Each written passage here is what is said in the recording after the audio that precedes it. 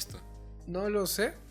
Estoy viajando a otro universo, güey. Pero yo tuve una idea al respecto que ahora acabo de perder. Dale.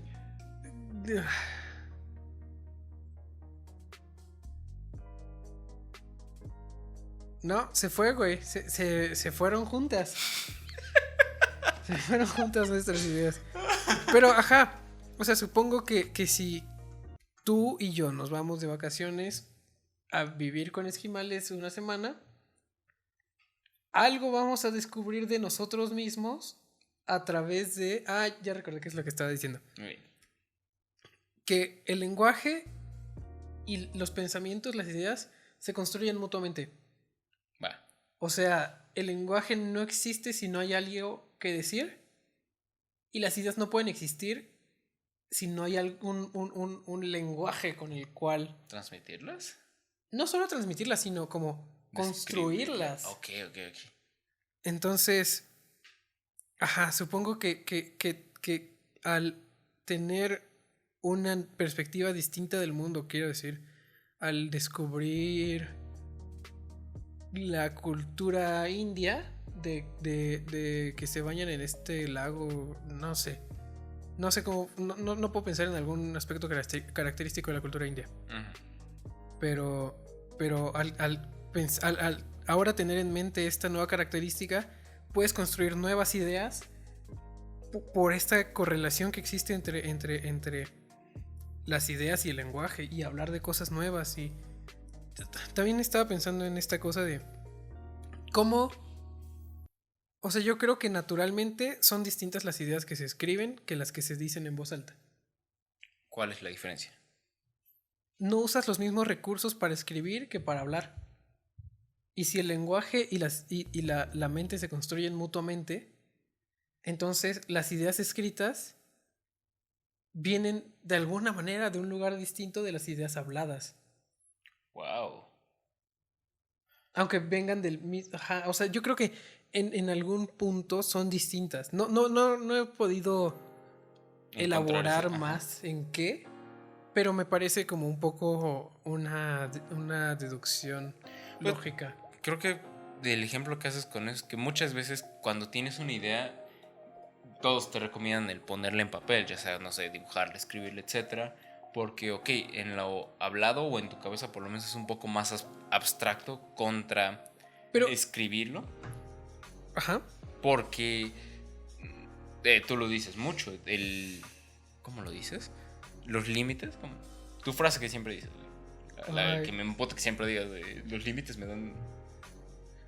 Ya lo que decía este compa, que entre más límites tengo, más libre soy. Ajá, básicamente eso. Entonces, no recuerdo exactamente. Tener una idea hablada o en tu cabeza es un poco más abstracto contra forzarte a escribirlo, porque te estás forzando a hacerlo un poco más específico, o por lo menos encontrar la palabra que precise esa descripción que requieres. Medianamente de acuerdo. Creo que lo que tiene el lenguaje que hace que le demos importancia es la permanencia. El lenguaje escrito, quiero decir, es la permanencia. Porque y a ver, también no sé si he hablado de esto aquí, le damos mucho peso al lenguaje escrito. O sea, yo no puedo citar en una tesis profesional académica un podcast. Por ahora. Pero no se puede. Ajá. O sea, que digas por ahora no me sirve de nada. No se puede. Buen punto, sí.